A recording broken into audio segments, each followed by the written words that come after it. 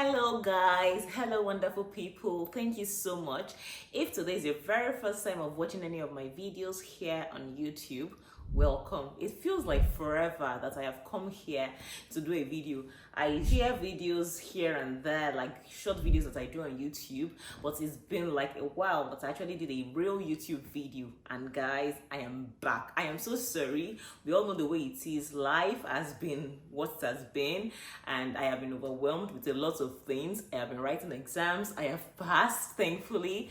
I am now a licensed financial advisor in Canada, but I'll get to that later. I didn't even plan to mention that at all, but I just wanted to give you like a little update and to explain the reason why I have been away for a long time. I have been here and there and all that, but it has never really been the way I used to like post back to back last year. But I am back now, and a lot of things are even changing on this channel. I am so excited for YouTube. YouTube is like my first love when it comes to like my social media platforms, right? So, and a lot is coming on this channel. So if you've not subscribed, please consider subscribing right now, because you don't want to miss anything. I am so passionate about what I do here on YouTube. I am so passionate about life in Canada.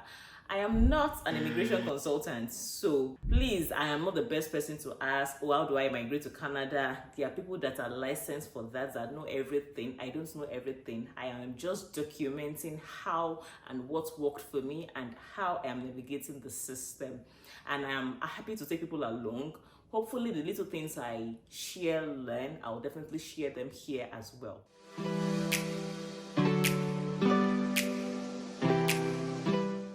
Now to the crux of the video, today's video. Someone sent something to me. I get a lot of stuff on Instagram. If you're not following me on Instagram, you are missing, because that is where the tea is. That is like the behind the scenes. Of course, YouTube, but Instagram feels very close. Like people send me DMs back and forth. I respond as much as I can. So the person wanted to know my 2 cents about this matter. This thing was like, there was a tweet or so that was like trending some weeks ago about a Canadian that wrote about a Nigerian in his office, that they were overwhelmed and everything like that, and they were considering going back to Nigeria. This is not a cliche. This actually happens. I have seen people, this one is not even like I have seen people in this same house. Someone came, I invited her because she was over it, and she went back in January of 2024, but thankfully she's back now. So I have seen a lot of that happen, and I am a bit privileged, maybe because of social media, to hear people's stories. I have heard a lot of stories. You know the way it is, like I understand how it can be. I am also going through a rough patch myself in its own way, but when you think you're going through a lot, when you hear other people's stories, you'll be like, oh my goodness, I really empathize with you. So I know how bad it can be for several reasons. It might be financial, it might be for different reasons. People are going through different things. So like I was saying, this Canadian wrote about the Nigerian guy in his office, and that the wife has to work and all that. I don't want to go into so much details. The stories have been everywhere. Many people have learned and they have shared their 2 cents about it, and somebody wanted to hear what I had to say as well. And I was like, okay, let me just make a video and just like share generally, because people might actually learn from this.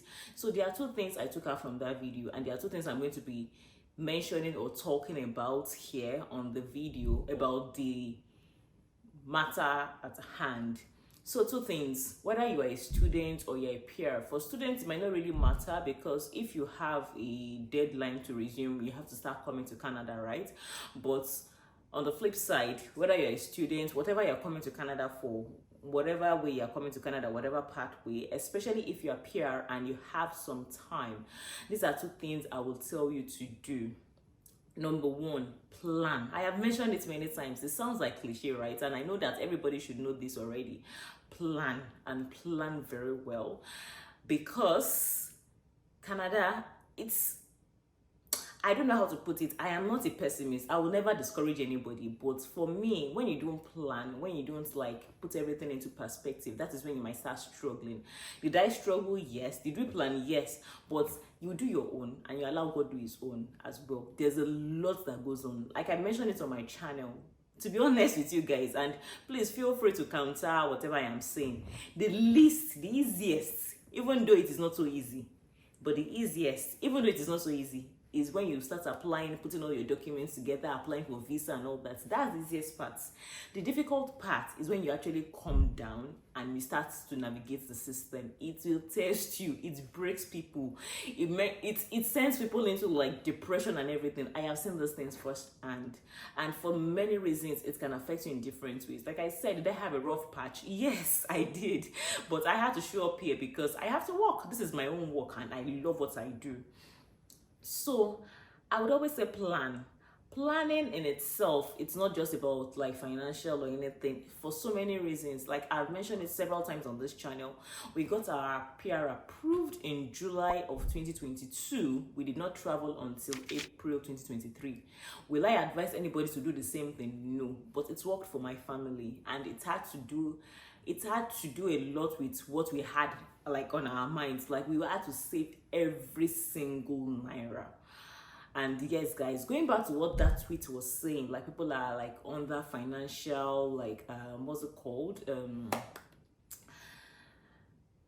that their finances were lower, they didn't know, the wife, they don't know she had to work and everything like that. These are things you have to have at the back of your mind. So for me, I knew that the naira was no match against the Canadian dollar, but I was like, at least it is better than nothing. That's always what I have on my mindset. It's better than nothing. It is better than nothing than not having anything at all. I know the naira is very devalued right now. It's very, very weak, but it is better than nothing. I have seen people that are still spending naira in this country. It is better than not having anything at all. At least it might do some few things. It can help you for grocery shopping. In 2022, when I had my daughter on this channel, yes, because I knew I was coming to Canada, this channel was actually opened in 2021, and I was like dropping things here and there.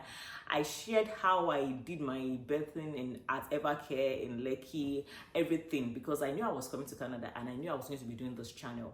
I remember at that time, because we were saving and we were saving a lot, my husband and myself looked at each other, and my husband even said to me, hey, what's up and all that. My daughter then I have had 2 sons and I have a daughter. Like, you know, it was something that I was looking forward to. I am not kidding, guys. As at that time, as at 2022, we hardly bought any brand new thing for my daughter. As at that time, most of what she used, buggy, those swings and everything were like used. So there were these Instagram pages that people like the quarter and all that. I was stuck on all those pages. Many of the things we had to buy at home, I needed to buy a new bed for my children. I bought everything like used, like preload and all that. Not like it was bad or anything, but it was good. Somebody would not need it again. The person wants to sell it. So that was a lot of what we did. And to be honest, that period when I gave birth to my daughter, most of what we bought and all that, it saved us at least over 500k. That 500k, we had to put it to the purchase of our tickets when we were coming to Canada. So it really, really helped. Those are the kind of things that we bore in mind, like, okay, we have to consider these things. I felt bad as at that time, like, oh, why would I be buying this kind of thing for my daughter? This is a child that I have looked forward to, a girl. Oh my goodness, anybody around me knows how much I wanted a girl. Like, so that was the time for opportunity for me to like buy new things and all that. My daughter was wearing her brother's clothes for a long time. My elder brother was one that bought a lot of clothes, brand new clothes, when he went to the UK for my daughter. Like, I was like, I beg, let her just wear anything. We are going to Canada. I was not announcing it, but I was like, she's a baby, she will not even mind. And they are actually babies. In no time, she outgrew everything. I felt a bit bad then, but I was like, in the future, this girl will thank me for it. I was happy. I was like, no matter what, at least in the future, when there's life, there's hope. By God's grace, she will still wear brand new stuff. She will still use brand new stuff and all that. And I am thankful for where we are at today. In retrospect, the same thing happened to me when I was going to Covenant University. My parents were training 2 children as at that time in Covenant University. Even though as at that time, like 14, 15 years ago, they paid in thousands. Looking back, that is like you paying millions of naira with 2 children in private schools.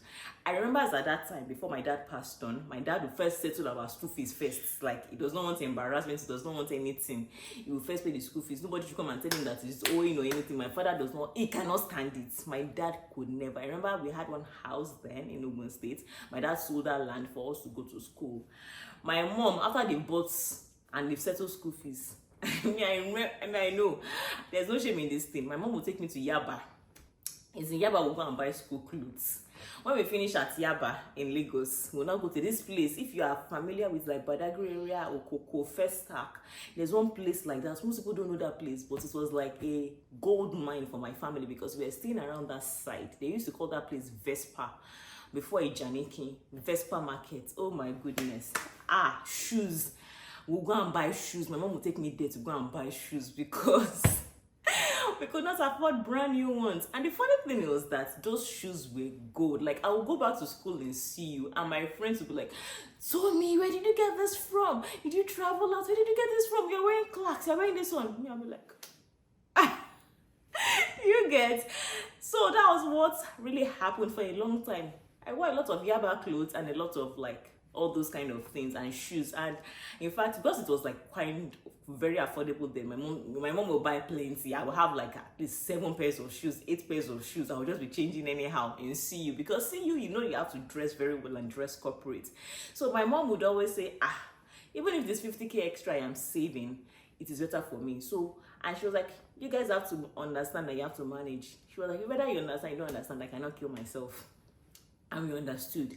Looking back now, I am so, like guys, I am so grateful, so grateful that my parents did that. They did what they had to do to send us to school and to settle the remaining. Don't let me go too much into my own family history and my family story. So this is the same thing I am saying.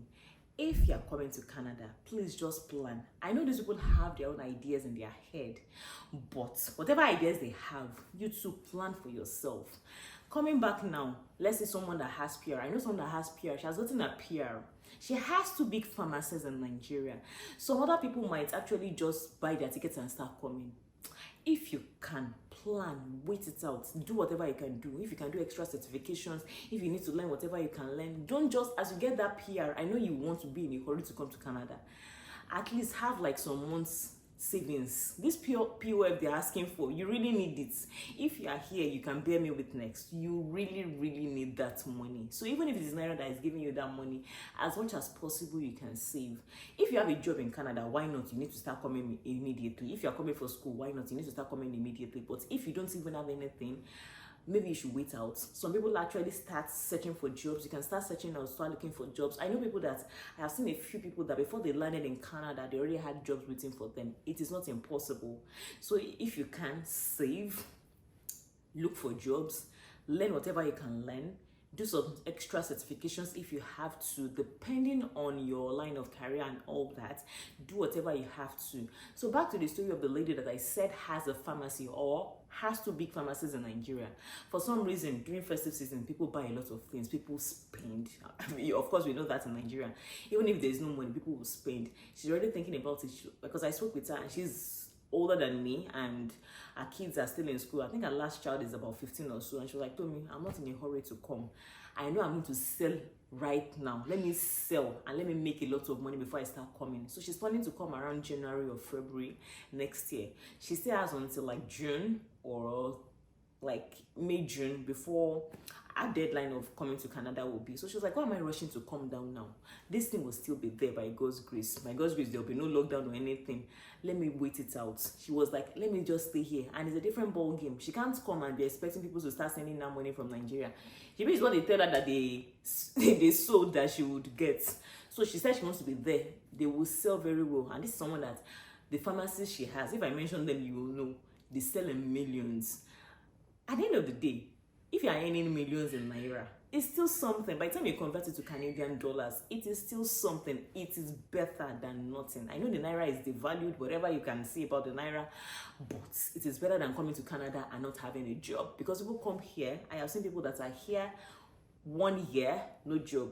6 months, no job. And that is the truth, guys. I am not discouraging anybody. I don't discourage ever, but I would always say, think about it. Whatever you can do, plan. If there's something, one side gig you can do that will be giving you extra money or something. I know I have a friend that is also here. It's a catering business in Nigeria that's paid her rent for 1 year in Canada, and I am not kidding. This is someone that is very close to me. A catering business in Nigeria, and this is despite the fact that she was not even there 24/7. She was not there 100%. A catering business was the one paying her rent in Canada because she did not have a job in Canada. So I know you want to come to Canada, yes, but before you buy your tickets, just plan it. Number two, because I have said a lot of things about this, please, I am not saying you should not aspire. For me, nobody knows how much I have, like the dreams I have, goodness, you can't even, my mind cannot even contain it. I am not saying you shouldn't be aspirational, you should not aspire, you should not plan to do one or two things. But if the only reason why you are coming to Canada is for economic reasons, please abort mission. To be honest with you guys, abort mission. Let that be the last thing on your mind, because this place can test you in several ways. Even if you're earning 10K, that money can go in like, you won't even know where that 10K has gone to be honest with you. Except you're living in like maybe like all these other provinces, Newfoundland, that the cost of living is quite low. But if you're living in like a British Columbia, Ontario, even Alberta, guys, even those in Alberta can bear me witness, the cost of living is going higher by the day, and money evaporates like very, very fast. So if you're only thinking that, oh, when I get to Canada, I'll be making this amount of money, blah, blah, blah, please abort mission, because that might test you, and that might be one of the reasons that you'll be like, what am I even doing in this place, or something like that. But I would advise to have like a bigger picture. Let it be bigger than even that economic reason. Of course, financial power will come afterwards, and by God's grace, that is what I pray for everybody to have. So please, let your reasons for coming down not be economic power alone, not be okay, I'll be a billionaire in 1 month or 2 months or something. I know a lot of us know this already, but a lot of people do not still know this. They don't still feel like these things are valid. So just in case, you might be nursing it at the back of your mind, like, oh, once I get to Canada, I will have this very good job. Even there are people that have very good jobs in Canada, very, very, very good jobs. But the way the money evaporates, even me, I cannot explain. You just don't know. You're earning a lot, you're spending a lot, and that's the truth. So let the picture be bigger than the amount in your bank account. The amount in the bank account will be there by God's grace. Yes, that would count, but let the picture be bigger. And that way, no matter what, even if it is squeezing you like this, don't worry, there's hope. Like, that will keep you going, and that is what has kept a lot of people going. Like, okay, I know I am here for this. It's just like a pregnant woman. No matter what happens, no matter what you are going through, you shall know that your 9 months will soon be up and all that. By the time you see your baby, everything will be like, okay, yes. So let the picture be a little bit bigger if you can. Just dream bigger, dream big, dream so big, and there's nothing that you cannot achieve once you set your mind to doing it. Thank you so much for coming to my TED Talk. Hopefully the next one will be much more exciting than this. I have to be honest with you guys, I have a lot to share on this channel, and I am so glad that I am finding my feet back. I am finding my way back onto YouTube. So if you've not subscribed, consider subscribing, and please share those videos. Somebody might need it in your corner, somebody that is trying to relocate. In conclusion, should you relocate to Canada? Yes, please, yes. I'm never the one to discourage anybody. If I can have everybody come, if you want to, of course, some people don't want to leave Nigeria or anything. They are very okay, they are fine, whatever they are doing and all that. If you want to, you can stay back. If you want to come, I'm not someone that will say, oh, don't come to Canada, blah, blah, blah. People, you will see all that on social media, but like I said, with my part 2 that I said, let the picture be bigger. There are many reasons. There are so many great reasons why you can consider coming to this kind of place if you want to. It doesn't mean that it doesn't have its demerits. Canada is not heaven. That's another thing you should know. I always say that. It has its demerits, of course, but I think the positives outweigh the negatives for me, and I'll choose that. I'll definitely choose that. Thank you so much for watching, and I will see you in my subsequent videos. Stay blessed. Bye.